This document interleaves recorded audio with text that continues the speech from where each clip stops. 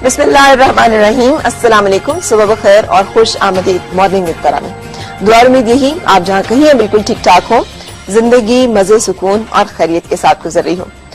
आज जो मैं बात आपसे करने जा रही हूँ, पिछले दिनों भी हमने जिक्र किया था, कुछ जंगें जो कि इंसान के अंदर लड़ी जाती हैं बड़ी खामोशी के साथ, दिल के ऐवानों में, जहन के मैदानों में। कुछ मुकदमात ऐसे जिसमें साइल रूह होता है, हमारा दिल होता है, हमारा दिमाग होता है, और जो जिसके खिलाफ मुकदमा होता है वो भी इन्हीं में से कोई एक होता है। और ये वो जंगें होती हैं और ये वो मामलात होते हैं जिसमें जिंदगी के बड़े बड़े मामलात तय होते हैं। आपको पता है, जो लेटेस्ट रिसर्च और साइकोलॉजी के बारे में जितनी चीजें हमें बता रही हैं वो ये कि इंसान की खुशी नाखुशी का ताल्लुक बड़ी हद तक लोग उसके बारे में क्या कहते हैं के अलावा इस बात से भी है कि वो अपने बारे में क्या कहता है, वो अपने बारे में क्या राय रखता है। अब आप कहेंगे कि अपने बारे में तो हर एक शख्स की राय जो है वो एक ही जैसी होती है, इसलिए कि अपने आप को तो हर कोई 30 मार खान समझता है और साबित करने की कोशिश भी करता है। उसे लगता है कि वो जो कुछ कहता है वो सही है, वो जिस तरह से जिंदगी को दुनिया को लेता है वही सबसे बेहतरीन है, और वो जो कुछ समझ रहा है वही सबसे बेहतरीन नुक्ता नजर है। हर इंसान को ऐसा लगता है, और ये एक ऐसी चीज है जो हर इंसान के अंदर कॉमन है। इसीलिए कहते हैं कि अहमक शख्स में और किसी ज़हीन शख्स में फर्क ये होता है कि किसी अहमक शख्स को अगर ये तौफीक हो भी जाए कि वो किसी से मशवरा करे, तो वो उस मशवरे के नतीजे में भी अपनी ही राय को सेकंड करना चाह रहा होता है लोग उसकी तायीद करें। वो मशवरा नहीं चाहता, वो दूसरों की राय नहीं चाहता, वो अपनी तायीद हासिल करना चाहता है। लेकिन जो ज़हीन शख्स होता है उसका रवैया इससे बरअक्स होता है। अच्छा, बात हो रही थी कि अपने बारे में जो अपनी राय है वो किस कदर अहम है इंसान की जिंदगी में। आपने पढ़ा होगा कुरान हकीम में अल्लाह ताला ने भी इंसान से कहा है कि तुम वो कहते क्यों हो जो तुम करते नहीं हो। अब ये जो क्यों है ना, ये एक सवालिया निशान ऐसा है जो जिंदगी में हर जगह जाबजा इंसान के सामने आता है। हम में से हर एक शख्स अपने माहौल की वजह से, फितरत की वजह से, तबीयत की वजह से, या अल्लाह ताला की तरफ से वदीयत की हुई एक खास किस्म की फिक्र, सोच, एहसास, या रूह की किसी एक खास कशिश, किसी एक तरफ झुकाव की वजह से बहुत अच्छी तरह से समझता है कि सही क्या है और गलत क्या है, उसे क्या करना चाहिए और उसे क्या नहीं करना चाहिए, उसे किस तरह का होना चाहिए और किस तरह का नहीं होना चाहिए। उसे बहुत अच्छा पता होता है कि वो अपनी जिंदगी में क्या गलत कर रहा है, क्या दुरुस्त है, उसने किसके साथ ज्यादती की, उसने किसके साथ भलाई की, उसने जिसके साथ ज्यादती की उसमें या जिंदगी में जो मामलात हुए उसमें उसका कसूर कितना है और किसी दूसरे का कसूर कितना है। ये तमाम बातें हो सकता है वो किसी से कन्फेस ना करे, हो सकता है किसी से इसका तज़किरा ना हो, लेकिन हमारे अंदर मौजूद एक वजूद, जिसे हम रूह का नाम ले लें, जिसे हम ज़मीर का नाम ले लें, जिसे एक दूसरे इंसान का नाम ले लें, उसको इन तमाम चीज़ों का बहुत अच्छी तरह से अंदाजा होता है। और वो एक मुनसिफ की तरह होता है जो अपने और गैर की तमीज़ किए बगैर अपनी वर्डिक्ट्स और अपने फैसले सुनाता रहता है। और ये वो फैसले होते हैं जो हमारे दिल में, हमारे रूह में, हमारे जहन के नेहा खानों में कहीं मौजूद होते हैं। हमें उन फैसलों का इल्म भी होता है, हमें बहुत अच्छी तरह पता होता है कि हमने जिंदगी में क्या गलत किया, हमने किसके साथ ज्यादती की, हम कहाँ कसूरवार हैं और हम कहाँ कहाँ मुजरिम हैं। अब होता यह है कि जब ये एहसास अपने अंदर से बहुत ज्यादा आता है और बार बार इंसान को अंदर से जमीर कचोके लगाता है, या उसकी रूह जो है वो तड़पती है, या उसके अंदर से कोई सरगोशी होती है, या उसका दिल उसे बताता है कि ये तुमने ज्यादती की है, या तुमने इस इंसान के साथ जुल्म कर दिया है, या तुम यहाँ पे गलत कर रहे हो, तो वो उस आवाज को भले हम दबा लें, लेकिन हमारे अंदर जो तासुर पैदा होता है उसका, वो नाखुशी का है। इस नाखुशी को किसी भी सूरत में हम कॉम्पनसेट करने की कोशिश करें, हम चाहें कि दुनिया की कीमती से कीमती तरीन चीज, दुनिया की बेहतरीन मसरूफियत या मशगूलियत या बेहतरीन किस्म की जो लोगों की कंपनी है वो हमें इससे निजात दिला देगी, तो इस उदासी से, इस खामोशी से, इस वीरानी से और इस नाखुशी से पीछा छुड़ाना मुमकिन नहीं होता। ये उसी सूरत में होता है जब हम अपने अंदर और बाहर को यकसा कर लेते हैं, एक जैसा कर लेते हैं, जब हम जिसे सही समझते हैं, जो सही समझते हैं, जिस तरह की जिंदगी को हम सही समझते हैं उसी को फॉलो करते हैं और उसी को पैरवी करते हैं। जब हम ऐसा नहीं करते तो ये जो तजाद है हमारे रूह का, हमारी जिस्म का, हमारी जिंदगी का, हमारी सोच का, हमारे रवैयों का और उसके साथ साथ हमारे मामलात का, ये फिर हमारी जिंदगी में बीमारियों की सूरत में, परेशानियों की सूरत में, टेंशन्स की सूरत में, चिड़चिड़ेपन की सूरत में, डिप्रेशंस की सूरत में नमूदार होना शुरू हो जाता है। वजह समझ नहीं आती, हमें लगता है पैसा भी है, खुशी भी है, कामयाबी भी है, मैं वो सब कुछ कर भी रहा हूँ, कर भी रही हूँ जो मुझे लगता है कि किया जाना चाहिए, इसके बावजूद इसकी वजह क्या है? तो उसकी वजह होती है हमारे अंदर छुपे हुए बहुत सारे ऐसे सरबस्ता राज जिसका इल्म हमारे सिवा किसी और को नहीं होता। सो बहुत जरूरी है कि अपनी क्लेंजिंग करते हुए जिंदगी में मामलात को उसी तरह से रखा जाए जिस तरह से कि हम समझते हैं कि वो सही है।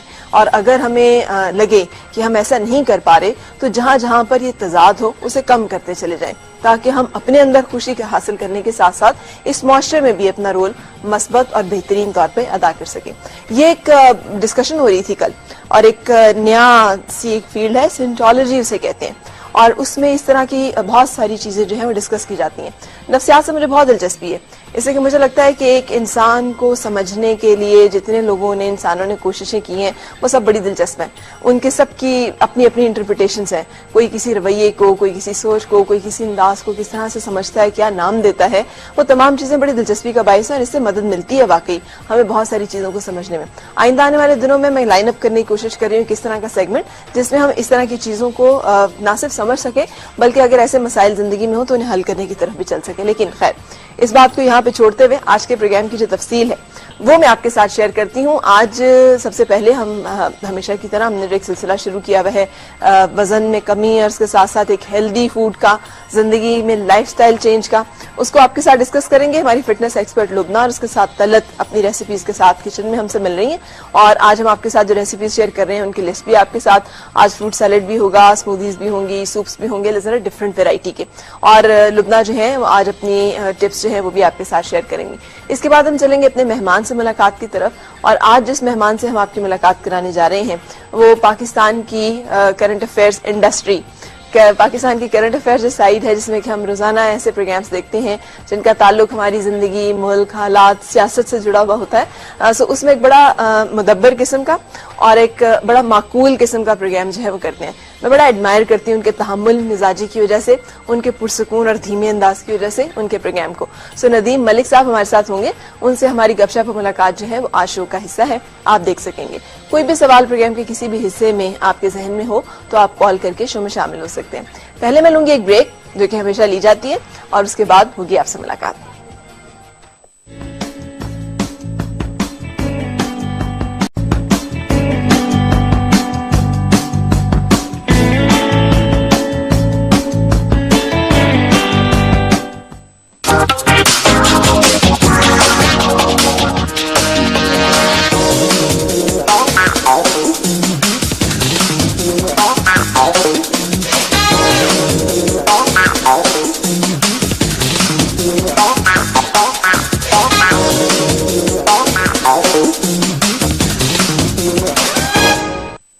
जनाब खुश आमदीद और सुबह खैर। 4th डे ऑफ डिटॉक्सिफिकेशन जिसका सिलसिला हमने शुरू किया हुआ है अपने प्रोग्राम में ताकि आप डिटॉक्स कर सकें हमारे साथ। उसमें हेल्दी डाइट्स हम आपको बता रहे हैं, रोजाना की चटखारेदार रेसिपीज जिसमें आपको इतना मुश्किल नहीं लग रहा होगा डिटॉक्स करना जितना कि एक्चुअली ये होता है अगर आप इसे प्रॉपर तरीके से करने की कोशिश करें। आज कुछ टिप्स और बातें जो है वो हम आपके साथ शेयर करेंगे मजीद। लुबना शफीक मेरे साथ है जो कि फिटनेस एक्सपर्ट है। अस्सलाम वालेकुम। जी लुबना, हम ठीक करें डिटॉक्स? बिल्कुल जी, अभी तक तो बहुत अच्छा चल रहा है माशाल्लाह से। लेकिन इसमें आपने हमें ये नहीं बताया कि कल लुबना बता रही थी कि करेले की भी स्मूदी पीनी पड़ती है। बिल्कुल जी, करेले की भी होती है लेकिन वो जरा सा उसके लिए दिल और जिगर और गुर्दा बहुत संभाल के, जरा you should be a little strong ना उसके लिए। तो अभी हम वो नहीं इंट्रोड्यूस करा रहे, लेकिन हाँ करेले जैसे सीजन अभी आ रहा है तो कल एक कॉलर ने कॉल भी की थी, रिमेम्बर, बहुत अच्छा वो शेयर कर रही थी। बट करेलों को फ्राई ना करें, ठीक है ना। उसको अगर हम स्टीम करके उसका सारा आप अगर उसको पील कर लेते हैं और उसको स्टीम कर लें आप, कि कोई भी स्टीमर हो आपके पास, अगर उसमें स्टीम करके फिर आप किसी भी फिलिंग से, जैसे आपने प्याज, टमाटर, वो अगर आपने वेजिटेरियन है उसको करना है, वरना दाल के साथ उसको मिक्स करके, चने की दाल उसके साथ उसकी फिलिंग करके और नॉन स्टिक पैन में उसको हल्का हल्का सा आप उसको कर लें। मतलब फ्राइंग जरूरी नहीं होता है, उसकी सारी स्टीम में ये होगा कि उसकी सारी गजाइयत जो है वो उसी में रह जाएगी, वो जाया नहीं होगी। हम तो फ्राई करके फिर धो के करेलों का बेड़ा तर कर देते हैं, बिल्कुल लेकिन शुड बी देयर। अच्छा, बाजुकात ना कुछ चीजें आप ऐसे रैंडम कहीं पढ़ते हैं और आपके बड़े काम आती हैं, क्योंकि इल्म बड़ी ताकत है, बड़ी दौलत है, इसीलिए इसे ताकत और दौलत कहा जाता है। मुझे याद है मैंने बचपन में कहानी पढ़ी थी और उस कहानी मुझे याद भी नहीं कि वो क्या थी और कैसी थी, लेकिन इतना याद है कि एक कोई दरवेश था, उसे कहीं रात गुजारनी पड़ी, ठंड बहुत थी और सर्दी इतनी थी कि वो यानी उसमें मुश्किल था जिस तरह के उसके पास कपड़े थे और उनके साथ के वो वहां पे जिंदा रहे। तो उसने ना मेडिटेट किया वो बैठे हुए दूर कहीं कोई सितारा और उसे फुल कंसंट्रेट उस पे किया तो वो उसे पता भी नहीं चला, रात भी गुजर गई और वो जिंदा भी रहा। मेडिटेशन की और बाजुकात ये जो विल पावर है जिसको आपने अपने अंदर जगाना होता है। बुद्धा का भी अगर हम देखते हैं जिसने अपनी भूख को कॉन्कर किया था तो उसका भी एक मेडिटेशन का एक खास पोस्चर है जिसमें वो बैठा हुआ है। और वो एक ऐसा शख्स है उसके बारे में हम जानते हैं कि उसने भूख को तस्खीर कर लिया था, उसने अपनी जितनी ये जबिल्लतें हैं जो इंसान को मजबूर कर देती हैं जो है आपको उसको उसने कंट्रोल कर लिया था। बिल्कुल। तो ये डिटॉक्स में ये मामला कैसे ये बिल्कुल जी, ये तो बहुत इतना अच्छा पॉइंट आपने उठाया है ना फरा, कि इसमें आप मेडिटेशन इतनी इम्पोर्टेंट है कि आप जैसे देखें सुबह आप उठे, आप अपना अर्ली मॉर्निंग अगर आप उठते हैं तो सुभान अल्लाह बहुत अच्छी बात है। आप अपनी फजर पढ़ के उसके बाद आपने उधर ही बैठे हुए प्रेइंग मैट पे जाने नमाज पर ही आप थोड़ी देर जस्ट फॉर 5 मिनट्स आप सिर्फ अपने आप को कुछ मैसेजेस दें, ठीक है ना। जैसे आप आंखें बंद करके आप किसी भी पोस्चर में जो कंफर्टेबल है इट्स नॉट इम्पोर्टेंट कि आप लोटस में बैठें, क्रॉस लेग हो, जैसे भी आप सिर्फ अपने आप को बोलें कि मैं बहुत अच्छी हूँ, मैं बहुत अच्छी हूँ 3 दफा, मैं कर सकती हूँ, मैं कर सकती हूँ, मैं कर सकती हूँ, ये पॉसिबल है मेरे लिए, ये मुमकिन है, ये मुमकिन है और ये मुमकिन है। जब आप अपने आप को ये कम्युनिकेट सुबह सुबह कर देंगे, जब सबको हर कोई कर सकता है तो आप क्यों नहीं कर सकते? ये कोई इम्पॉसिबल चीज नहीं है, इट्स पॉसिबल। और हर चीज, हर नामुमकिन को मुमकिन इंसान बना सकता है, अशरफुल मखलूकात है, तो आप कर सकते हैं। हर एक टाइम अपना रखें कि हर नमाज के बाद आप एक चीज अपना फोकस कर रहे हैं और उस पर अपने आप को बोल रहे हैं कि आज का दिन सिर्फ एक दिन का टास्क ले, एक दिन का आपने उसको निकालना है। ये मत बोलें कि जी मैंने पूरा हफ्ता, पूरा महीना, मुझे साल का टारगेट दिया और मेरा तो इतना वेट है और मैं पजल हो के मैं छोड़ दूंगी, नहीं कर सकूं, ऐसे नहीं होता। आप सिर्फ एक दिन को उठाएं, एक दिन जीना है, एक दिन को करना है। रात को अल्हम्दुलिल्लाह करके अगेन इशा के बाद आपने 5 मिनट के लिए just talk to yourself कि वेल डन, वेल डन, अच्छा किया मैंने, बहुत अच्छा, कीप इट अप, और कल मैं इससे ज्यादा अच्छा करूंगी। तो जब आप अपने आप को मोटिवेट करते हो ना, देखिए बाहर से मैं कर लूं, आपको एक दिन कर लूं, 2 दिन कर लूं, तीसरे दिन आपको खुद उठाना है अपने आप को। कोई आपके पास बाहर से नहीं आएगा जो आपको करेगा, दिस इज इनसाइड यू, कोई नहीं आता, इनफैक्ट उसको कोई भी नहीं होता। द पॉइंट इज कि आपने खुद अपने आप को उठाना है। जब भी आप गिरो उस वक्त उठाओ। तो ये वेट कम करना कोई आसान काम नहीं होता है। सब जो आपको क्या उससे बोलते हैं जहादुन नफ्स जो होता है, नफ्स के अगेंस्ट आप जा रहे होते हैं बिकॉज आपको अच्छे लग रहे होते हैं, आपने उम्र से एक टेस्ट डेवलप किया हुआ है, अब उसके अगेंस्ट आप जा रहे हैं, आप वो चीजें छोड़ रहे हैं, आप अपना लाइफस्टाइल चेंज कर रहे हैं। तो हाउ कम एक दिन में होगा? आपने चुप करके बिल्कुल खामोशी से एंड डोंट टॉक मच, मतलब ये मैंने देखा है कि जितना when the person talk about the things what they are doing, जो चीजें वो कर रहे हैं, उसको जरा सा कम करके एंड ज्यादा फोकस करें कि मेडिटेट करें। खामोशी का भी मेडिटेशन जो विजुअल बन रहा है ना मेरे सामने, जो मेरे जहन में आपकी बातों से, वो जिस तरह का बन रहा है, बंदे को सख्त भूख लगी हुई है, पेट में से आवाजें आ रही हैं, डिफरेंट किस्म की खुशबू आ रही है, और वो कह रहा है नो एग्जैक्टली। और इतनी अच्छी ब्रीदिंग आपने अभी की।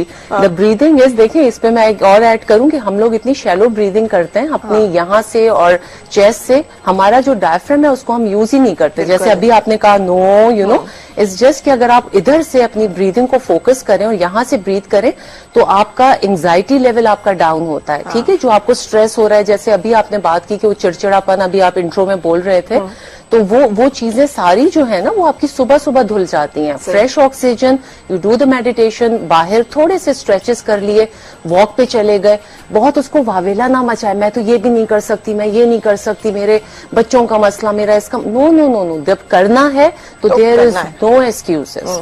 और जब जो करना होता है तो काम अमूमन वो ज्यादा आसान होते हैं जो खामोशी के साथ बिल्कुल। क्योंकि जब आप राज रखते हैं ना किसी चीज को और राज के साथ उसे लेके चलते हैं अपने सीक्रेट्स को, तो फिर उसमें अल्लाह ताला की खास ताईद शामिल होती है। इसलिए कि हमने भी बहुत सारी हदीस में बहुत सी जगहों पे इसका तस्करा है कि जो शख्स अपनी परेशानी का तस्करा किसी से नहीं करता ना, तो उस परेशानी में अल्लाह ताला उसका कफील होता है, उसका मददगार होता है, वो फिर उसकी हेल्प। और जो बंदा उससे भी जिक्र करता है, उससे भी करता है, उससे भी करता है, हाँ, हर वक्त ही, हाँ बिल्कुल। और खवातीन को अक्सर आदत बहुत ज्यादा, बिल्कुल बिल्कुल। आप सुने ज्यादा, लोगों की सुने। अल्हम्दुलिल्लाह आपको अल्लाह ने इतना चुन लिया है कि आप सुन सकते हैं लोगों को, लेकिन खामोशी, अपना एक्सप्रेशंस आपने उसका कम रखा। तो बहुत इमरजेंसी है, हमें एक ब्रेक के लिए रुकना है, फिर वापस।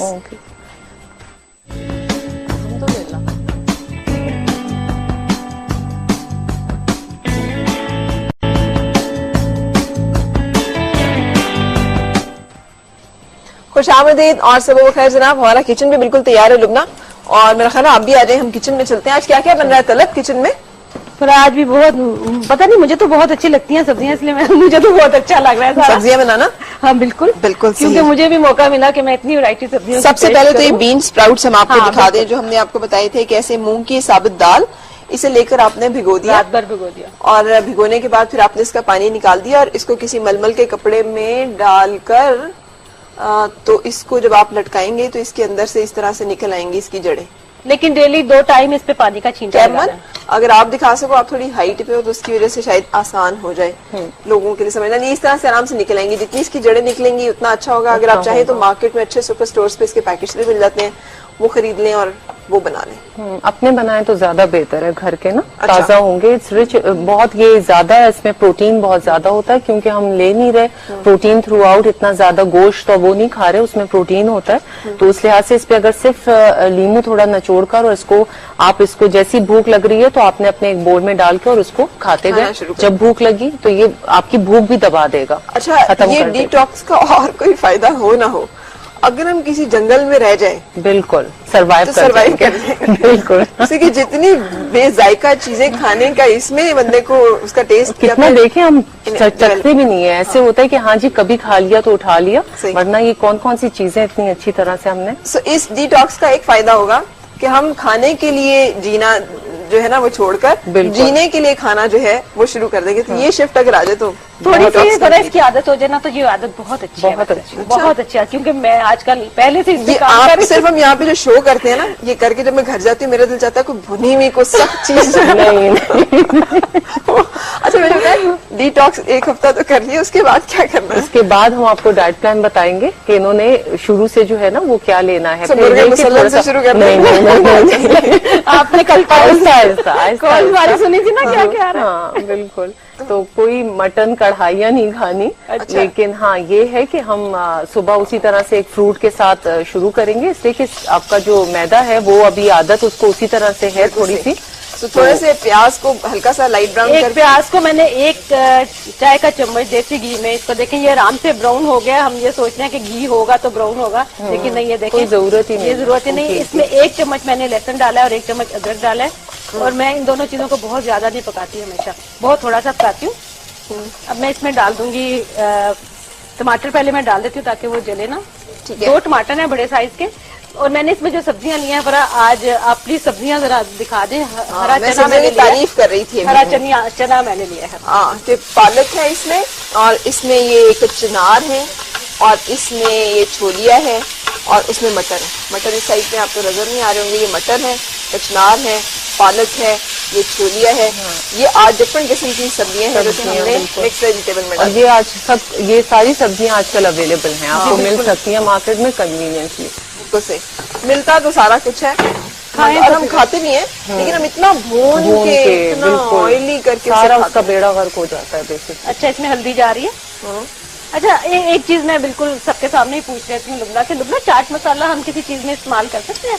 कोशिश करें, हाँ काली मिर्च जो है ना उस पे ज्यादा फोकस करें। कलौंजी जैसे कल आपने बताई थी, ये हर्ब्स बहुत अच्छे हैं हमारे।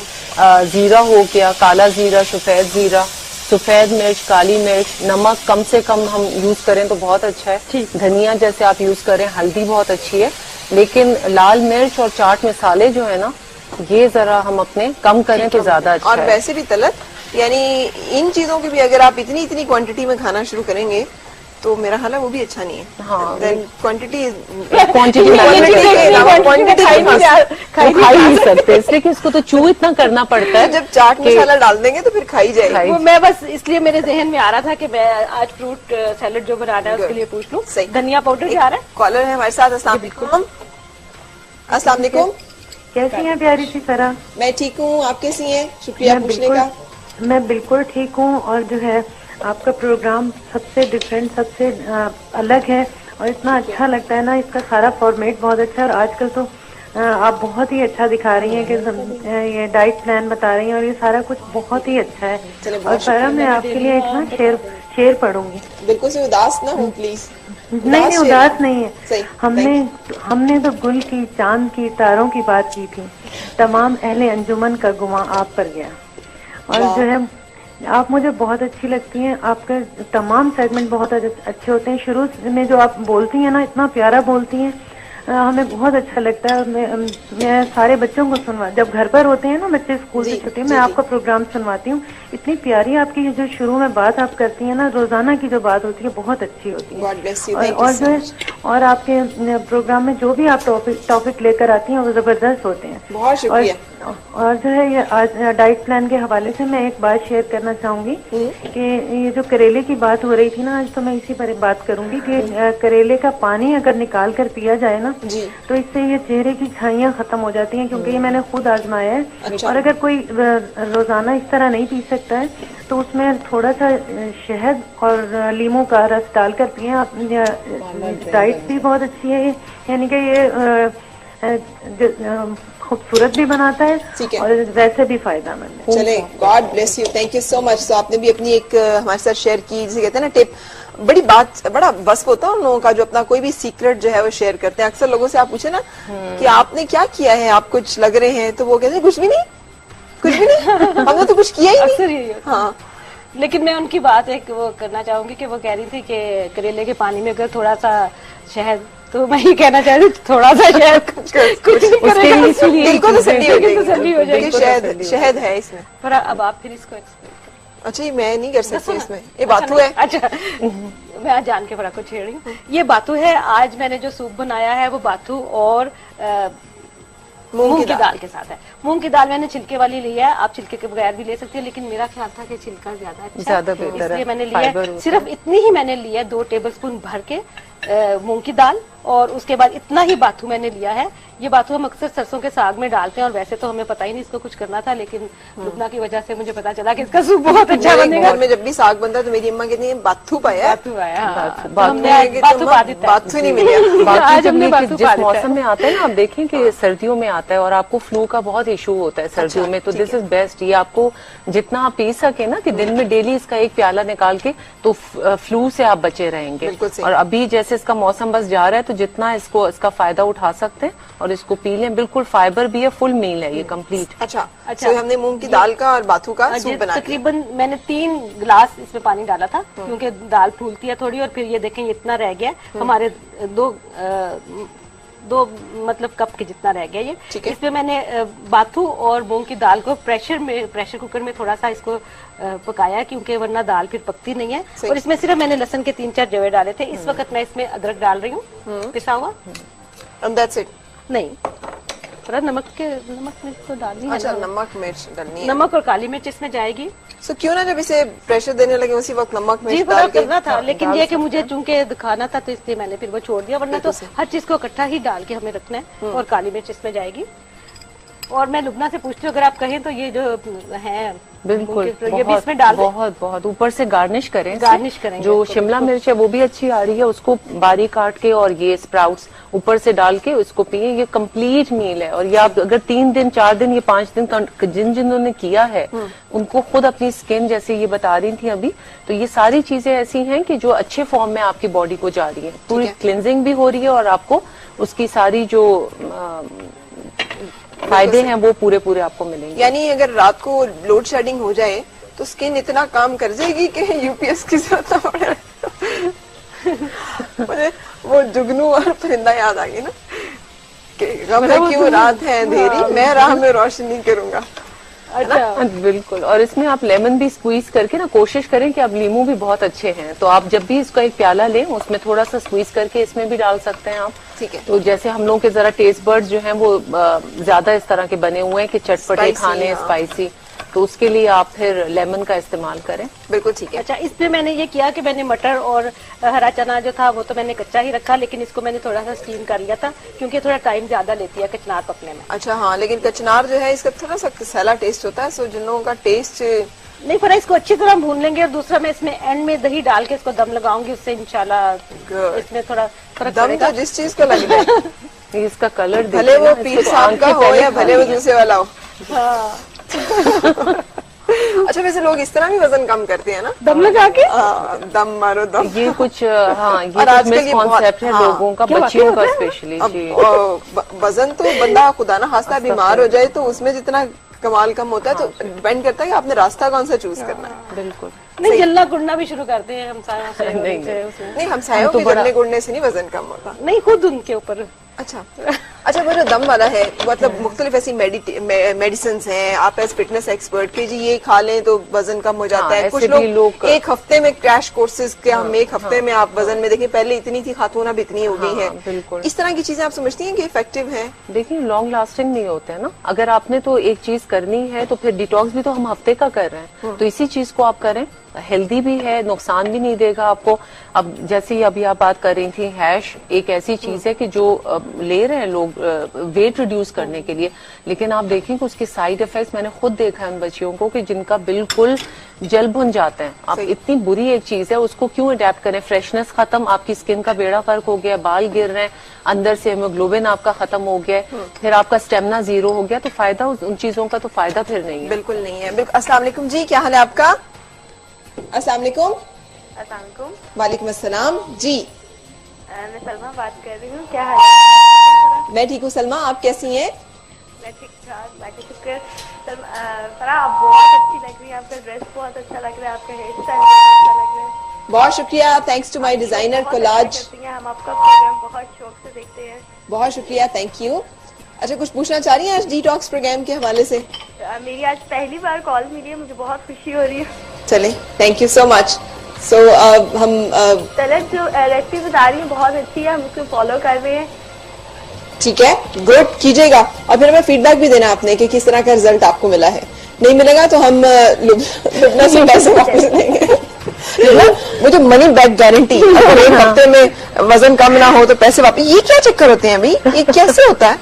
ये तो बस एक उन्होंने रखा होता है कि मनी बैक गारंटी के अगर नहीं हुआ तो वो इतने श्योर होते हैं कि इस पे होगा ही होगा। तो इसी तरह से हमारा भी है अल्हम्दुलिल्लाह, लेकिन फॉलो करें ना। सही, बिल्कुल। और अगर कोई कहे भी कि नहीं हुआ तो वो कहेंगे कि आपने ही कुछ किया होगा गलत। हाँ, वरना हाँ डॉक्टर वरना तो ये तो जरूर हो सकता था। बिल्कुल ठीक है। अच्छा, इसमें मैंने थोड़ा सा पानी डाला था, है ना, सब्जी का ना। कलर बहुत प्यारा लगा और उसको मैं ढक दिया। अब आगे और क्या बनने लगा? अच्छा फरा, हम फ्रूट सैलेड आज कर रहे थे क्योंकि बड़े दिनों से हम जरा इस तरह की डाइट पे आ रहे थे, तो आज मैंने सोचा कि थोड़ा ज्यादा एनर्जी वाली कोई चीज थोड़ी हो, इसीलिए मैंने ये सूप भी आज किया प्लान। और ये मैंने फ्रूट सैलेड क्या है, बस आप सारे सब्जियां काटें, फल काटें और उसको रख लें। सिर्फ मैं उसमें नमक और काली मिर्च डालूंगी। इसमें मैंने जो आजकल की फ्रेश फ्रूट्स है उसमें है स्ट्रॉबेरी है, ये खरबूजा है और पपीता लुबना हमेशा कहती है कि बहुत अच्छी चीज है, आप सुबह में खाएं। और ये वाला सैलेड हम सुबह में खा सकते हैं? बिल्कुल खा सकते हैं। इसमें एक सेब जा रहा है। तो हमने ये सारा कुछ इसमें डाल दिया। अच्छा, ये जितनी क्वांटिटी मैंने बताई है, ये एक बंदा खा सकता है दिन में 2 दफा या 3 दफा, या इससे कम खाना है? ये जो बॉल है, ये इतना बहुत, एक बंदा एक दफा में खा सकता है? नहीं, लुबना असल में कहती है अगर ज्यादा शर्त लगा के एक बंदा यहाँ पर अभी आपको बता दें। अच्छा, इसमें थोड़ा सा नमक और काली मिर्च जाएगी, थोड़ा सा लीमू भी आप अगर निचोड़ लें वैसे, क्योंकि आज स्ट्रॉबेरी थी, इसमें लीमू क्योंकि उसकी अपनी बड़ी खटास होती है इसलिए मैंने नहीं डाला। अच्छा, इसमें एक और चीज मैं ऐड कर दूं, अभी आएंगे तरबूज। तो तरबूज पे एक मिस कॉन्सेप्ट है लोगों का कि पानी है तो बड़ा लो फैट है, कि बड़ा उसमें हम खा सकते हैं आराम से। तो ये जो तरबूज है उनमें बहुत कैलोरीज होती हैं। अच्छा। तो अक्सर लोग हैं कि जी हम तो आधा तरबूज खा लेते हैं और लंच नहीं खाते, तो ऐसा कुछ नहीं करना है। अगर आपने तरबूज लेना है, सुबह निहार मुंह उसको ठंडा करके तो आप उसकी एक फांक लेंगे। अच्छा। आप उसकी एक फांक को काट के छोटे छोटे पीसेस करके एक बोल उसकी जो सर्विंग है उसमें आपने उसको खाना है। मुसलसल आपने अपने जब्त का, अपने सब्र का इम्तिहान लेते हैं। पता है, सिर्फ ये है, देखें आप एतदार जो है ना, छोटा पोर्शन, एक आपका जो पाम है उस साइज का आपको दी, जो आपकी हथेली है वो आपका स्टमक का साइज है, तो आपने अपनी हथेली के मुताबिक एक पोर्शन लेना है। बात खत्म। मतलब आपको कोई चीज किसी की जरूरत नहीं है, अगर आप जो भी कुछ खा रहे हैं उसको इतना खा रहे हैं। बिल्कुल सही। अच्छा तलत, ये चीजें हाँ कहाँ जा रही हैं? बड़ा इसके साथ आज जो मैं स्मूदी बताने लगी हूँ ना, इसका मजा थोड़ा सा कम कर देगी। आज इसकी स्मूदी है? चलिए, आज वेजिटेबल स्मूदी है जो मैं बता रही हूँ, और लेकिन ये है कि आप इसको सूप की तरह ले सकते हैं, थिक बनाएं थोड़ा सा और इसको आप सूप की तरह चम्मच से खाएं, जैसे कोल्ड सूप होता है। लेकिन ये सारा कुछ तो खाया जा सकता है, तो इस बेचारे को रगड़ के पीने की क्या जरूरत है? हाँ, नहीं, ये लुमना इसमें- बताएं मुझे। मैं बता इसलिए कि इसमें आपने जब पानी ऐड करेंगे ना, अब इतने ज्यादा वेजिटेबल, जैसे आप अगर सुबह जा रहे हैं या दोपहर में आपको देर हो रही है, आप नहीं चू करना भी तो चाहिए ना, बैठना है सब्जियां चू करना, तो उसको सबसे चबाने के लिए बैठना, तो सबसे ज्यादा बेस्ट ये है कि उसमें पानी ऐड करें या एक खीरा पूरा डाल दें जिसमें पानी बहुत होता है, सही। और उसको ब्लेंडर में डाला, एक ग्लास तैयार हो गया, आप कार में पीते हुए चले जाएं। नहीं, तो कार कोई में पीते excuse- क्यों आप एक नंबर लेकिन ऐसे करें। अच्छा, आप कभी it's really good in taste. ये सिर्फ ये है कि टेस्ट डेवलप करना है आपको Yes, अपना। और लेमन डाल लें आप थोड़ा सा। अच्छा, आप लोगों ने कभी देखा है भैंस बीमार हो तो उसे काढ़ा पिलाया? और किस तरीके से? सो ये उसी तरह का कुछ फिनोमेना देखा है, उसे तलत की? जी, है देखा। ना, उसे दो बंदों ने उसे पकड़ा होता है, एक में बड़ा सा वो डाला होता है, वो उसका मुंह खोल के उसके अंदर डाल हाँ, दिया ये होता है। खुद डालना होगा इन्होंने। अच्छा, वो उस वक्त बात कर रहे थे ना करेले के पानी की, तो वो उस वक्त भी मैं यही कहने लगी थी कि दो बंदे भी होने चाहिए जो पकड़ बच्चे के बहुत अच्छी डिटॉक्स ड्रिंक बताई थी उन्होंने, वो जो ड्रिंक कि देनी है, लेकिन पीना उसके लिए बहुत आपको हौसला चाहिए। हौसला चाहिए। सही। अच्छा, बहरहाल ये जो है, तो ये इसमें एक टमाटर है जिसको मैंने छील लिया था और उसके बीज निकाल दिए थे, नॉर्मल साइज का था, ये गया। और इसमें ये सेलरी है थोड़ी सी, 1 टेबलस्पून के करीब मैंने ये डाल दी है।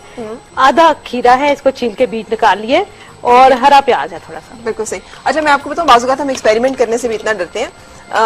मैं समर वेकेशंस एक दफा जब बीच में टाइम मिला, प्रोग्राम उन दिनों ऑफ था, तो हम लोग मैं बहन के पास चली गई। ठीक। अच्छा, वहां पर ना उसके वहां पर जबरदस्त किस्म के वहाँ कहाँ पर? पार्ट्स होते हैं यूके में। यूके में, और मैं वहां पे गई तो मैंने देखा ब्लैकबेरीज। मुझे अंदाजा नहीं था कि वाकई ब्लैकबेरीज है, ये कोई और चीज है। तो मैंने उसे तोड़ा और मैंने उसे टेस्ट किया। मेरी बहन कहती है हर चीज को खाने ना लग पड़ा करो, किसी दिन मर जाओगी। अच्छा, आई थॉट कि यार वाकई कोई जहरीली चीज ना हो, मैंने छोड़ दिया। अगले दिन हम गए सुपर स्टोर, तो वहां पे वो पता नहीं कितने पाउंड्स की ना वो एक छोटा सा पैकेट लगा हुआ। मैंने कहा देखा उस्ताद। वापस आके मैंने शॉपिंग बैग लिया तलत, और उस दिन के बाद से मेरा काम यही था, मैं सारा वक्त उस जंगल में फिर के ब्लैकबेरीज खाती रहती थी। और हम यहाँ पे इतनी अच्छी, हाँ, हमारी यहाँ पर blackberries भी शहतूत बेरियां हुआ करती थी के जमाने में, लेकिन अब तो नजर नहीं आती पर है, अब मैं लेकिन- वैसे उस दिन भी बेरी का जिक्र हुआ था, तो मैं कहने लगी थी अच्छी बात तो नहीं है कि सिर्फ कब्रिस्तानों में ही अब रह गई हैं बेरियां, तो बाकी तो कहीं भी नहीं नजर आती। क्योंकि लोग इतने पत्थर मारते हैं जिस घर में बेरियां हो, कि लोग बेरियां और बेटियां दोनों से डरते हैं। ना बेरियां लगाते हैं ना बेटियों की ख्वाहिश करते हैं, क्योंकि लोग जो है वो पत्थर मारने से बात नहीं आते। अच्छा जी, हम अब इसमें इसको 2 टेबलस्पून हमने दही ऐड करनी है, और अब हम इसमें पानी डालेंगे और इसको शेक कर लेंगे। ठीक है, और उसके बाद हम इसे पी लेंगे। इसमें नमक और काली मिर्च थोड़ी सी मैं ऐड लुबना करूंगी। जी, डिटॉक्स के हवाले से कोई और चीज जो कि मिस हम कर रहे हो? अच्छा, इसमें अब देखें जब ये खत्म होगा आपका डिटॉक्सिफिकेशन, तो उसके बाद जो है आप अपनी कॉपी, जैसे अभी ये हथेली वाली बात बताई कि ये आपने मॉनिटर करना है कि मैं इनटेक कितनी जा रही है मेरे, ये नहीं कि हफ्ते में कर लिया उसको खत्म कर दिया। उसके बाद आप कॉम्बिनेशन पे ध्यान रखें। अगर आप नोट करें ना, तो हम हर चीज को वेजिटेबल और उसके साथ जो है वो प्रोटीन को रखेंगे। जैसे आप कोई कबाब ले रहे हैं, ठीक है, लेट्स से उसको आपने मिक्स सब्जी के साथ खा लिया। आपने अगर चावल लेना है, तो चावलों को आप रिप्लेस करके ब्राउन राइस पे आ जाएं, थोड़ा सा उसका टेस्ट डेवलप करें, उसको फिर मिक्स सब्जी के साथ खा लें। दिन में आपने प्रोटीन के साथ ले लिया, रात को आपने उसको थोड़े से आधे कप चावलों के साथ आपने ये इसको खा लिया। ये डिटॉक्स के बाद की बात है, जो कि बिल्कुल ठीक हफ्ता इतवार आगे इन्होंने फिर जो करना है। अच्छा, कुछ जगहों पे ये भी कहा जाता है कि कुछ खास किस्म के मसाजेस से भी वहाँ पे फैट जो है वो रिड्यूस होती है। बिल्कुल, सेलुलाइट्स जो होते हैं, तो जिनको ये जो मैं आपको बता रही थी, कल भी हमने इस पे बात की थी कि जो हम 6 मई से इंशाल्लाह स्टार्ट करेंगे डिटॉक्सिफिकेशन, उसमें ये जो स्वाना मैं आपको बता रही थी डिटॉक्सिफिकेशन, वो हमारी तरफ वो अवेलेबल है। उसमें ये है कि आपके जो सेलुलाइट्स हैं, जो कि बहुत ओबीस लोग होते हैं, या फिर उधर से जब वो कम करते हैं, तो एक आपने देखा होगा कि गिठलियां सी बन जाती हैं स्किन पे, यूं यूं करके इरेगुलर होते हैं, ये भी उससे खत्म हो जाते हैं। नहीं, अगर घर में कोई करना चाहे तो कोई होममेड, लेकिन देखें ना फरा, हमें massages या- एग्जैक्टली होममेड मसाजेस आपको सही पता नहीं होते हैं। अगर तो या प्रॉपर किसी को बुला के आप करवाइए, तो वो सही प्रॉपर हो, पता हो आपको कि कोई जो मसाज सही खातून जिनको आता हो। लेकिन हर एक को फिर तो वो ये है ना कि किसी की स्पाइन का इशू है, किसी की नेक का इशू है, तो वो अल्लाह लेकिन ना कोई करे ऐसी उसको। टोटका टाइप की चीज है कि कोई खास किस्म का मसाज है जिसको करने से वेट रिड्यूस होगा या सेलुलाइट्स कम होंगे? कोई खास चीज का मसाज है? ऐसा नहीं जैसा है। तो कोई नहीं है कि जो घर पे आप कर सकें, इसके लिए आपको कहीं जाना पड़ेगा। बिल्कुल सही। चलिए, हम एक ब्रेक के लिए रुक रहे हैं। थैंक यू वेरी मच तला जी, आपकी रेसिपीज हम प्रेजेंटेशन पे देखते हैं और उसके बाद ब्रेक के बाद आपसे मुलाकात हो रही है।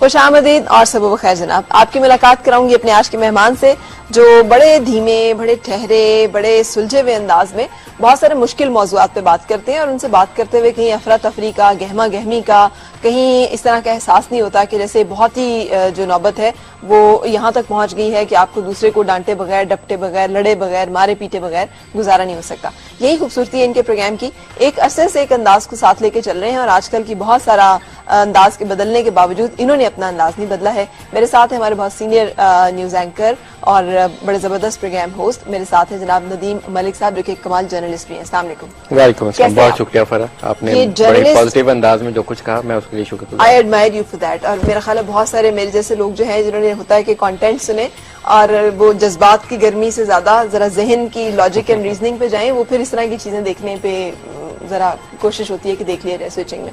अच्छा मुझे बताइएगा, मैंने अभी कहा एंकर और जर्नलिस्ट, इन दोनों लफ्ज, इन दोनों में से आप क्या समझते हैं कि क्या डिस्क्राइब करता है आपको ज्यादा अच्छा? मैं तो जर्नलिस्ट हूँ, बल्कि जर्नलिस्ट में भी हमारी वो जो कैटेगरी होती है रिपोर्टर्स की, मैं रिपोर्टर हूँ। रिपोर्टिंग से स्टार्ट किया था अपना कैरियर अखबारात से और आज तक मैं फील करता हूँ कि जब मैं प्रोग्राम भी कर रहा होता हूँ मेरे जहन में सवालात ही आ रहे होते हैं। वो नहीं होता कि मेरे जहन में एजेंडा है जिसे मैंने जरूर इस प्रोग्राम के जरिए लोगों तक पहुंचाना है या बाकी लोगों को मजबूर करना है को मेरी कही हुई बात दोहरा दें। तो मैं तो सवालात करता हूँ और अपने मेहमानों से कोशिश करता हूँ कि उसका जवाब आ जाए। बीइंग अ रिपोर्टर या बीइंग अ जर्नलिस्ट, जो चीज इब्तदाई दिनों में ट्रेनिंग ली थी अखबारात के जरिए, उसी को मैं अप्लाई कर रहा हूँ इसी टीवी चैनल के जरिए। तो कामयाबी और कामयाबी का जो फॉर्मूला आजकल है उस पे फिट इन हो रहा है सारा कुछ, और वो जो सेल्फ सेटिस्फेक्शन है।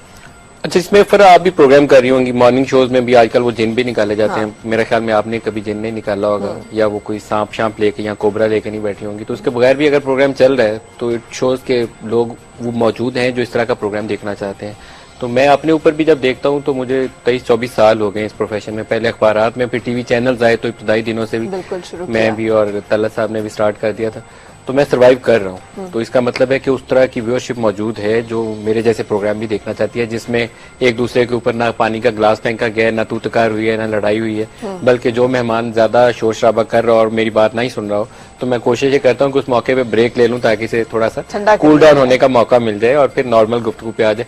लोगों को आप तमाशा दिखाएं, मैं तो इसे कहता हूँ मुर्गे लड़वाने वाला काम है। तो हमारे जो इलेक्टेड लोग हैं या मेहमान हैं, रिस्पेक्टेबल लोग, 4-4, 5-5 लाख लोग जिनको मुंतखब करके भेजते हैं, उनकी अपनी भी ये इज्जत और वकार के ये चीज खिलाफ जाती है। मुनाफी है कि वो ऑन एयर बैठ के एक दूसरे को तू तकार कर रहे हो, नहीं करना चाहिए उन्हें।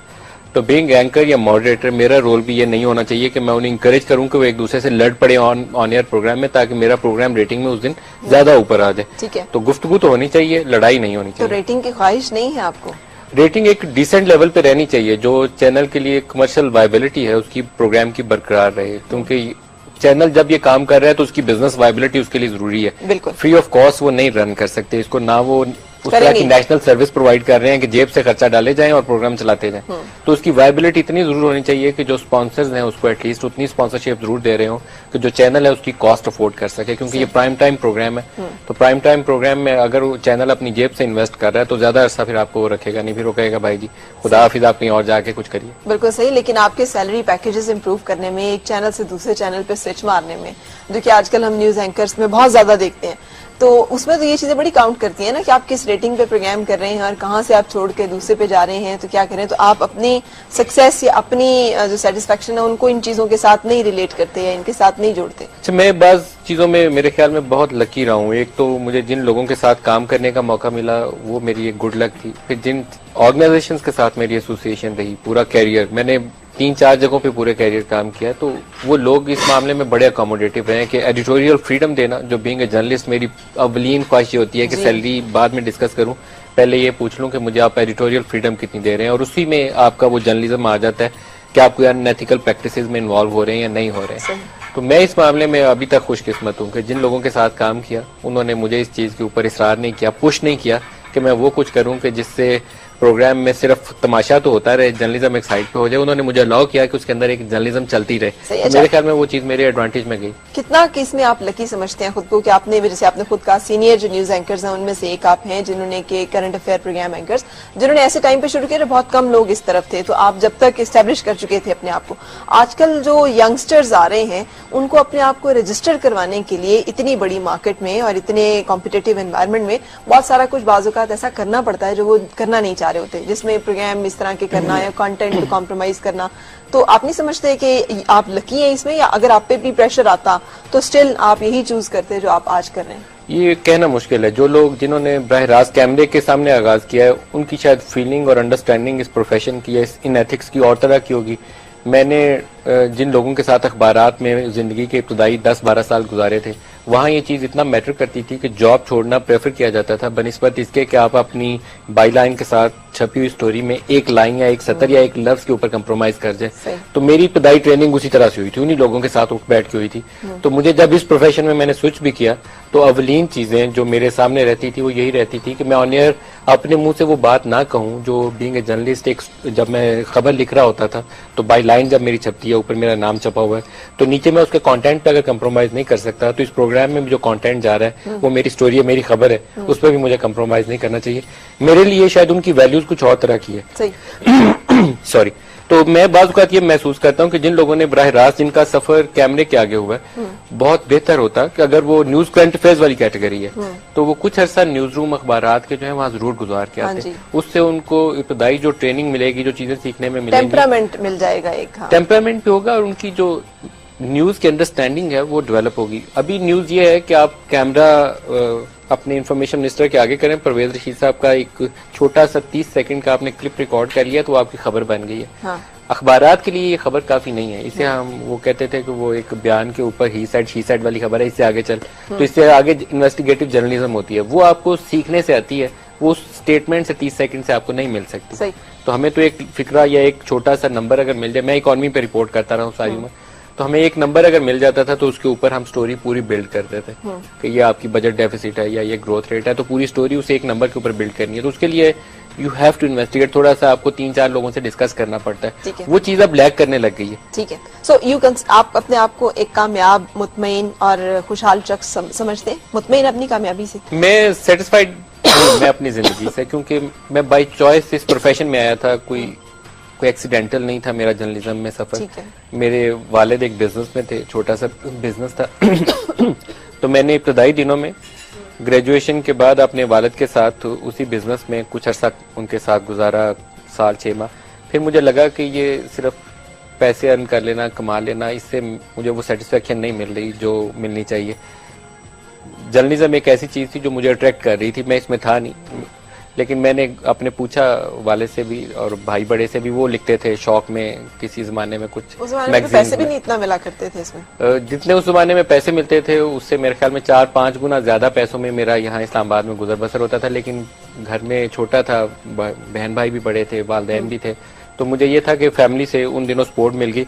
जो पहली तनख्वाह थी मेरी 2500 रुपए थी जिस अखबार में मैंने ज्वाइन किया। अच्छा। तो पूरी रात काम करने के बाद उससे ज्यादा मेरे ख्याल में उस जमाने में भी गाड़ी की फ्यूल कॉस्ट लग जाती थी। लेकिन इवन देन वो जो चीज उसने जो इत्मीनान दे रही थी, मुझे लग रहा था कि ये रास्ता सही है, इसमें मैं आगे जाऊंगा। तो ये हर एक दिन नया चैलेंज है, वो स्टैटिक नहीं है कि आप सिर्फ एक ही काम पे लगे हुए हैं। रोजाना सुबह उठते हैं, एक बटन या एक मशीन घुमाना शुरू करते हैं, शाम तक इतने पैसे आप गिन लेते हैं। ये उससे मुख्तलिफ चीज है। जो आज आपने चीज गेन की है, बहुत बड़ा आपने इंटरव्यू किया, तो आज तक किया, कल एक नया दिन है, नया चैलेंज है, कुछ करना तो वो एक एक्साइटमेंट है जो आपको जिंदा रखती है। साहब, बड़ी इंटरेस्टिंग बात आपने शेयर की। आजकल बच्चे चाहते हैं कि पहले दिन से किसी ऐसे प्रोफेशन में जाएं जहां पे वो ढेरों पैसे जो है वो कमा सकें।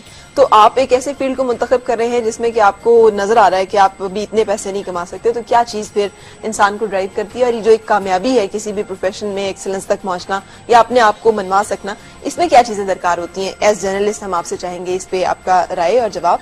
उससे पहले एक ब्रेक की इजाजत। ब्रेक के लिए रुकने के बाद आपसे मुलाकात।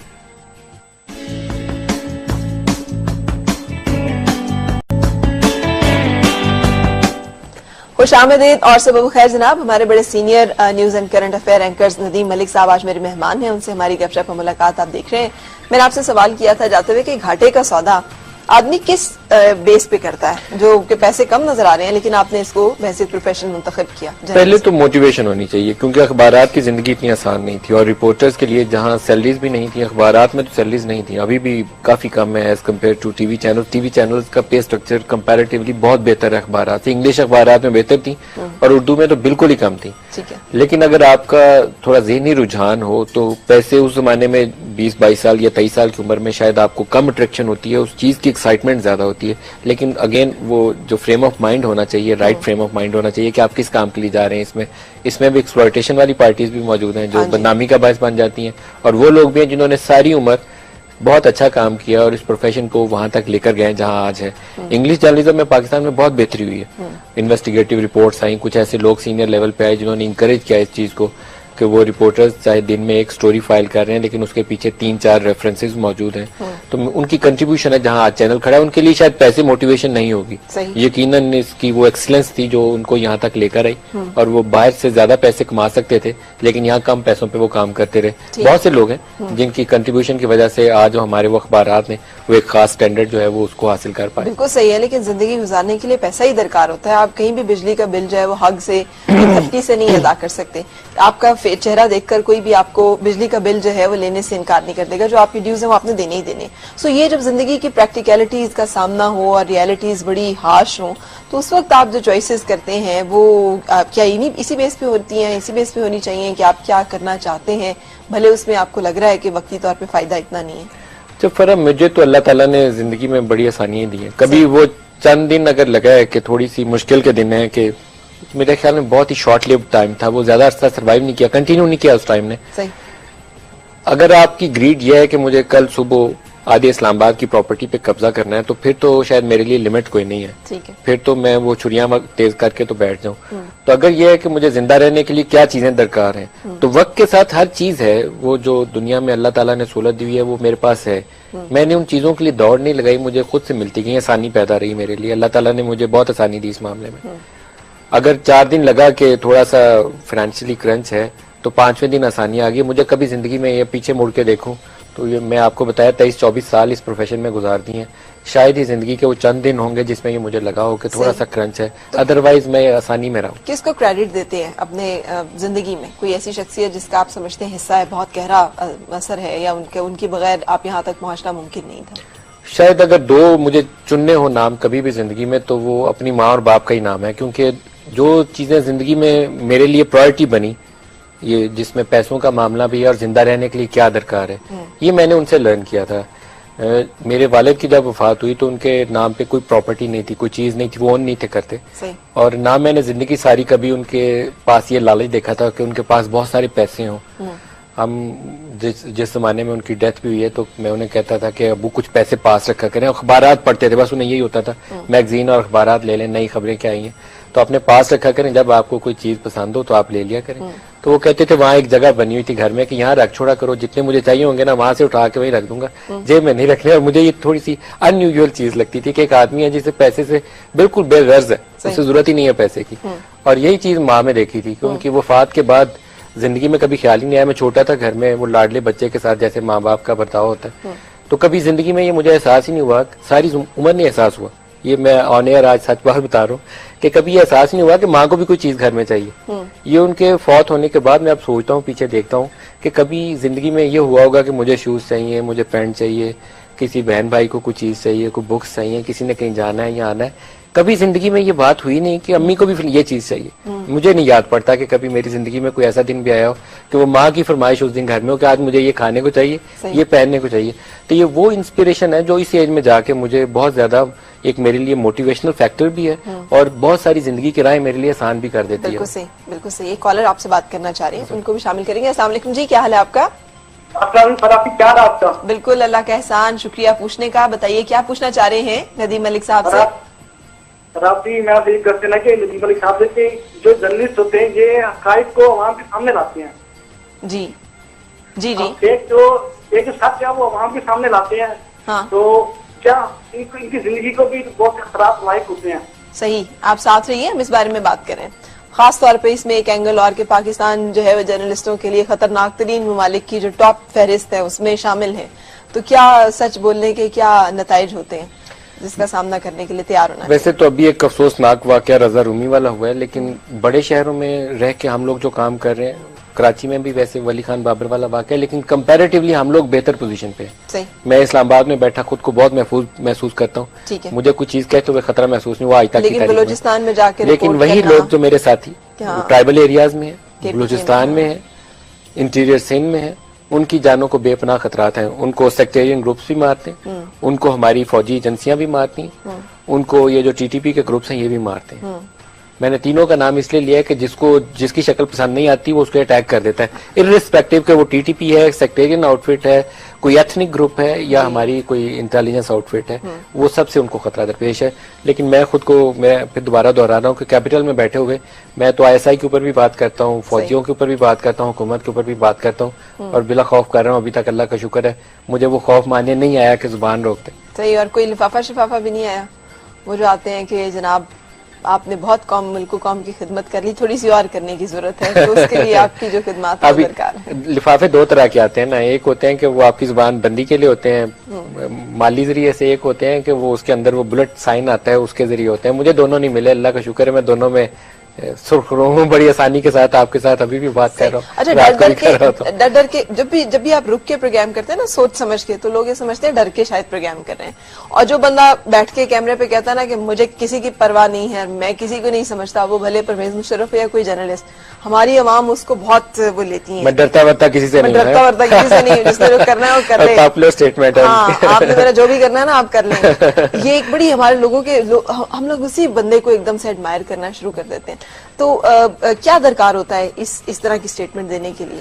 वैसे ऑनियर जो चीज आप कहें वो ये सोच के कहनी चाहिए कि मैं फरा के लिए कुछ कहने लगा हूँ या फरा मेरे लिए कुछ कहने लगी है, तो क्या मैं दूसरे से वो स्टेटमेंट खुद अपने लिए सुनना पसंद करूंगा?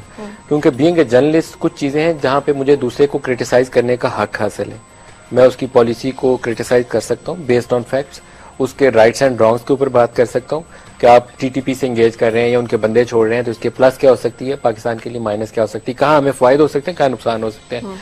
आप इकोनॉमी में ये फैसला लेने जा रहे हैं, इसके लिए हमारे लिए क्या फायदा है, आप ये चीज प्राइवेटाइज करने जा रहे हैं, लोगों के लिए फायदा या नुकसान है। लेकिन बियॉन्ड दैट अगर उसकी मैं जाती जिंदगी के हवाले से कि उसने सर पे विग पहनी है या नहीं पहनी है, इस तरह की बातें करूंगा, तो मेरे ख्याल में फिर मुझे भी ज़हन में रखना चाहिए कि मेरे सर पे भी बाल कम है, तो कल को वो उस पर दूसरे को भी हक हासिल है बिल्कुल कि वो भी मेरे मुतालिक ये बात कह दे। सही। ये चीजें सीखनी चाहिए। जो जर्नलिज्म अखबारात में जो चीजें आप नहीं लिख सकते वो टीवी चैनल पे भी नहीं कह सकते, बिल्कुल सही। इसलिए तो वो चीज आ गुस्सा जाती है। इश्तियाल आता ही नहीं है, जज्बात अकल पे गालिब होते ही नहीं है, या फिर आपको कंट्रोल बड़ा अच्छा है? आ भी जाता है किसी वक्त, लेकिन कोशिश ये करता हूँ कि कूल डाउन हो जाऊं। नहीं, ये बात ऑन एयर कैमरे के सामने दूसरे की इज्जत उछालने का मुझे कोई हक असल नहीं। असल में आजकल आप देखें कि जो पाकिस्तान में कंट्राडिक्शन आप अगर उसको देखें ना, अगर हम उससे निकले ना तो फिर बहुत सारी आसानियां पैदा हो जाती हैं। हमारे जितने रिलीजियस लीडर हैं, मजहबी ग्रुप्स हैं, जितने सेक्टेरियन आउटफिट्स हैं, वो एक दूसरे का गला काटने के लिए बड़ा बताते हैं। ये काफिर हो गया, इसने ये बात कह दी, इस्लाम से खारिज हो गया, इसका निकाह टूट गया। इस तरह की बातें आपको 100 मिलेंगी। लेकिन इस्लाम में जिस चीज की माफी नहीं है वो हुकूकुल इबाद है। बिल्कुल। कि अगर मैंने आपका दिल दिखाया या आपने किसी इंसान के साथ ज्यादती की है, फितना कत्ल से बदतर है। वो माफी तब तक आपको नहीं मिलती जब तक वो इंसान आपको माफ ना कर दे। ये इस्लामिक बात है, कोई मेरी जाती बनाई हुई बात नहीं है। अल्लाह अपने रहम से करम से आपको माफ कर सकते हैं, लेकिन जो दूसरे इंसान से ज्यादती की है वो तब माफी मिलेगी जब वो इंसान माफ कर दे। ये फंडामेंटल लेसन है एक जर्नलिस्ट के लिए भी, उसको भी ये लर्न करना चाहिए कि मैं कोई ऐसी चीज जर्नलिज्म करते करते नहीं कर रहा या टीवी प्रोग्राम में मसाला डालने के लिए नहीं कर रहा जिससे किसी दूसरे की हद तक या तज़हीक का अंसर उसमें आ रहा है, तो फिर वहां पे मुझे रुक जाना चाहिए। उससे आगे मेरी हद जो है वो मेरे ख्याल में लिमिट शुरू हो जाती है। बिल्कुल सही बात की। एक छोटी सी बात इस पे कि हजूर सल्लल्लाहु अलैहि वसल्लम एक दफा अपने हुजरे से निकले तो इमामत जो करवा रहे थे, उन्होंने देखा कि एक शख्स अलग से नमाज पढ़ रहा है। तो आप सल्लल्लाहु अलैहि वसल्लम ने पूछा कि जब जमात हो रही है तो आप अलग नमाज क्यों पढ़ रहे हैं? उन्होंने कहा जनाब मजदूर हूँ, रात को अगर मैं बाजमात नमाज के लिए आता हूँ, इतनी लंबी ये नमाज पढ़ाते हैं कि मैं नहीं वो पढ़ सकता। आप सल्लल्लाहु अलैहि वसल्लम ने इमाम को डांटा और उन्होंने कहा कि क्यों मजहब को इतना मुश्किल कर रहे हो लोगों के लिए कि वो एक नई जो चीज है उसको इख्तरा करना शुरू कर दें, सहल करो, आसान करो। हमारे यहाँ उलमाए कराम जो है उनका काम है कि मजहब को इतना मुश्किल कर दिया जाए लोगों के लिए कि वो उसको फॉलो ना कर सके, उस पर अमल करना जो है उनके लिए मुश्किल तरीन होता चला। मकसद असल में यहाँ ये कम है कि मजहब के ऊपर लोगों को माइल कितना करना है।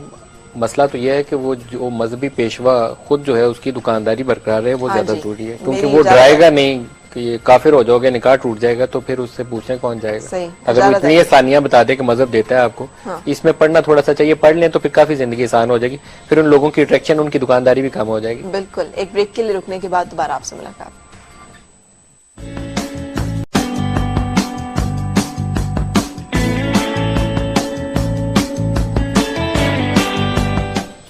खुश आमदीद और सुबह बखैर जनाब। नदीम मलिक साहब आज मेरे मेहमान हैं, उनसे हमारी गपशप और मुलाकात आप देख रहे हैं। अच्छा मलिक साहब, आजकल मीडिया का रोल खासा डिस्कस किया जाता है। मॉर्निंग शोज बेराहरवी का और इवनिंग शोज जो है मुआशरे में इंतशार फैलाने का बाइस और जरिया है। आप क्या समझते हैं कि मीडिया का रोल जो है बिला वजह इसको डिस्कस किया जाता है और इसको जिम्मेदार ठहराया जाता है, या वाकई इसमें कसूरवार हैं लोग? 50-50 दोनों में कसूर भी है, अच्छी बातें भी हैं। उसको एक तो हर मॉर्निंग शो में आजकल मैं ये देखता हूँ, मेरे घर में खुद मॉर्निंग शो चल रहे होते हैं। मेरी वाइफ ने टीवी लगाया होता है तो 4-5 चैनल उसने सर्व करने इधर से उधर के देखने के लिए कि आज कौन सा देखूं। 95% केसेस में कहीं ना कहीं नाच गाना चल रहा होता है। अब मैं उसको देखता हूँ कि हमारे घरों में हमारी माएँ बहनें सुबह उठ के नाच गाना तो नहीं कर रही होती, और ना अगर कोई बाहर से कोई लोग आए हुए हैं तो उनके मिलके मिक्स्ड गैदरिंग है और म्यूजिक ऑन किया हुआ और हमारे घर में माएँ बहनें उठे और नाचना शुरू कर दी। मेरे घर में तो माहौल नहीं है। मेरे ख्याल में 99.9% पाकिस्तानी घरों में ये माहौल नहीं है। तो वो चीज दिखानी चाहिए, एंटरटेनमेंट है। मैं उसको ये नहीं कहता कि उसको बैन करके तो वो बुर्का पहन के आ जाए, लेकिन उसी तरह ही दिखाएं जितना हमारे घरों में है, उससे ज्यादा दिखाएंगे तो वो कुछ लगेगा कि हम कुछ और चीजें देख रहे हैं जो मिसफिट है। फिर वो एक शादियों का कुछ जमाना शुरू हो गया तो मैं देखता हूँ कि वो एक ट्रेंड है जिसे सब कॉपी करे जा रहे हैं। तो वो शादियां भी एक लिमिट से ज्यादा कुछ बोर सा लगने लग जाता है, उसे भी आगे चलना चाहिए। मैं ये अक्सर कहा था अपने रात वाले प्रोग्राम से ज्यादा मॉर्निंग शोज का ज्यादा व्यूअर हूँ, क्योंकि उस वक्त मैं घर बैठा होता हूँ और मैं अपने कंप्यूटर पे होता हूँ, लेकिन मुझे आवाज आ रही होती है कि टीवी के ऊपर चल क्या रहा होता है। तो रात वाले जो हम प्रोग्राम कर रहे हैं इसके अंदर भी यही खराबी है कि हमें ये तासुर पैदा नहीं करने की कोशिश करनी चाहिए कि कल सुबह पाकिस्तान नहीं होगा या इतने बम फट गए हैं, सारा कुछ ही नाकाम हो गया है, फौज भी घर जाए, हुकूमत भी घर जाए, तो फिर कौन आए? इसके दरमियान में कुछ चीजें हैं जहाँ कुछ लोगों की खामियां हैं, कुछ लोगों की मुस्बत बातें हैं, उनको हाईलाइट करने की जरूरत है कि ये वीकर एरियाज हैं, उसके लिए हम पॉइंट रेज करें, सवालात उठाएं कि आप क्यों लोगों के तहफ़्फ़ुज़ के लिए काम नहीं कर रहे। वो being a journalist, being a news current affairs program anchor, उसकी मेरी जिम्मेदारी बनती है और बाकी लोगों की भी जिम्मेदारी बनती है। इतनी जो एक पौध और इतने ज्यादा जो तज्जिया निगार और तबसरा निगार और इस तरह के लोग पैदा हुए हैं, मुझे बताइएगा कि अगर इतने सारे जो लोग हैं वो मौजूद हैं तो पाकिस्तान के मसाइल का हल क्यों नहीं निकल आता? और हमारे जितने भी पॉलिटिकल प्रोग्राम्स हैं, डायलॉग के प्रोग्राम, वो हमेशा सोल्यूशन दिए बगैर क्यों खत्म होते हैं? वो बहस बराए बहस जो है उसका सिलसिला असेंबली के ऐवानों से लेकर हमारे प्रोग्रामों तक क्यों जारी रहता है? फरा, मैं डिसीजन मेकर नहीं हूँ। मैं प्रोग्राम में पूरा एनालाइज करके रात को ये भी 3-4 लोगों से सोल्यूशंस भी ले लूं, फिर भी ये प्रोग्राम डिसीजन मेकर्स की जगह नहीं ले सकता। वो मेरे प्रोग्राम में मिनिस्टर्स जो बैठे होते हैं वो डिसीजन मेकर्स हैं, उनको मसले का इदराक भी होगा, उसका हल भी तजवीज कर जाएंगे, लेकिन जब वो पार्लियामेंट में बैठ के उसके ऊपर फैसला ना करें, वहां खराबी शुरू हो जाती है। ठीक है। या वो जो स्टैंडिंग कमेटीज के चेयरमैन बने हुए हैं, गाड़ियां बड़ी बड़ी चला रहे हैं, या मिलिट्री जनरल्स हैं, उनके पास ठीक ठाक ताकत है, फौज के लीडर्स हैं, कौम ने बेपनाह सरमाया उनके ऊपर लगाया है, वो इस कौम के तहफ़्फ़ुज़ के लिए अगर कुछ नहीं करते, जो सिक्योरिटी अपरेटस का एक काम है, जहाँ इंटेलिजेंस आउटफिट्स का रोल है, जो एग्जीक्यूटिव की पावर्स हैं, कौम ने मुंतखब करके लीडर्स बिठाए हैं, वो सबके बॉस हैं इस वक्त। प्राइम मिनिस्टर जो है वो आर्मी के भी बॉस हैं, बाकी लोगों ने भी मुंतखब करके उनको हाउस में भेजा है। वो काम ना करें जिसके लिए उनको मुंतखब किया गया, तो वहाँ खराबी शुरू होती है। हमारा काम है उसके ऊपर सवालात उठाना और उनसे पूछना कि आपने ये काम क्यों नहीं किया। लेकिन being a decision maker, journalist आजकल तो वो पीस टॉक्स भी करवा रहे हैं, जर्नलिस्ट क्रिकेट भी चला रहे हैं जर्नलिस्ट, और मेरे ख्याल में और बहुत से काम भी कर रहे हैं जो उनको नहीं करना चाहिए। उनका काम सवालात जवाबात से आगे नहीं होना चाहिए, यहीं तक रहना चाहिए। सही। अच्छा, आप क्या बहुत संजीदा मिजाज शख्स हैं या फिर जिंदगी में कुछ हल्ला गुल्ला, कोई रौनक मेला, कोई इस तरह की चीजें भी चलती हैं? ये जो शादी ब्याह के प्रोग्राम हैं अब ये भी आप देख लेते हैं, नाच गाने वाले? मैं सुन ज्यादा रहा होता हूँ, मैं अपने कंप्यूटर पे बैठा होता हूँ तो वो टीवी लगा होता है घर में, तो मुझे आवाज आ रही होती है। तो एक वो कुक शोज बहुत चलते हैं, वो थोड़ा सा मैं उससे इरिटेट होता हूँ, तो मेरा एक कंप्रोमाइज अरेंजमेंट ये है कि कुक शो उस वक्त लगाओ जब मैं दूर हूँ टीवी से, मुझे पास इससे बैठ के, क्योंकि वो आटा ऐसे गूंदना और ये गूंदना, मुझे वो चीजें ज्यादा सुननी पसंद नहीं है। तो बाकी ठीक है, मॉर्निंग शोज की आवाज आ रही हो, मैं टीवी देखता कम हूँ, कोई भी प्रोग्राम बहुत ही कम देखता हूँ। ये न्यूज करंट अफेयर्स के प्रोग्राम के अलावा जिंदगी में कोई और ऐसी एक्टिविटी जहाँ से आप समझते हैं कि प्लेयर या एंटरटेनमेंट, तो वो क्या होती है? मैं बहुत ज्यादा घर में रहता हूँ, कहीं जाता था काम हो तो बच्चों अपनों के साथ ही खेलता हूँ। वो मेरी जिंदगी की सबसे बड़ी एक्टिविटी वही है।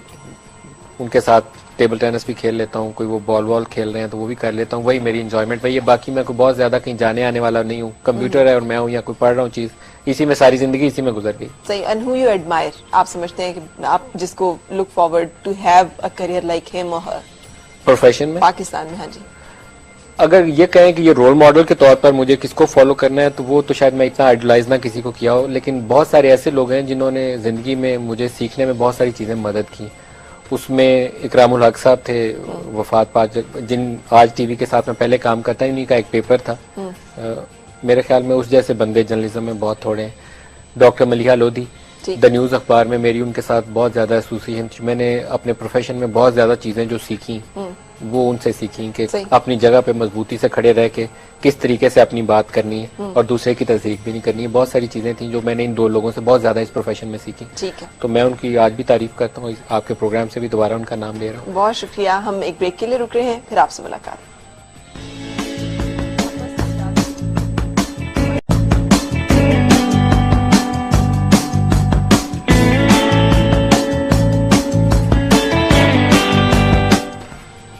खुश आमदीद और सुबह खैर जनाब। आज मेरे मेहमान थे नदीम मलिक साहब, बहुत शुक्रिया आप तशरीफ लाए, वक्त निकाला आपने। सुबह सुबह उठना मुमकिन हो जाता?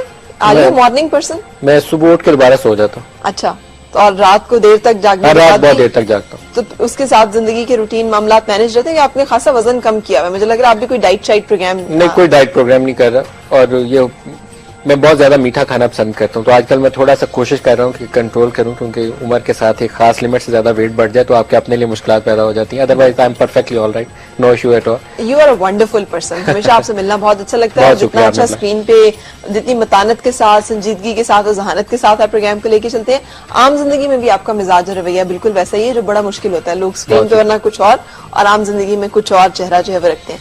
God bless you, we wish you all the luck and thank you very much कि आपने वक्त निकाला और तशरीफ लाए। बहुत शुक्रिया। हम जनाब आज आपसे इजाजत चाहेंगे इसी दुआ के साथ कि आपकी हर सुबह खुशगवार और हर खुशगवार सुबह का अंजाम बखैर हो। मुलाकात होगी इंशाल्लाह कल फिर।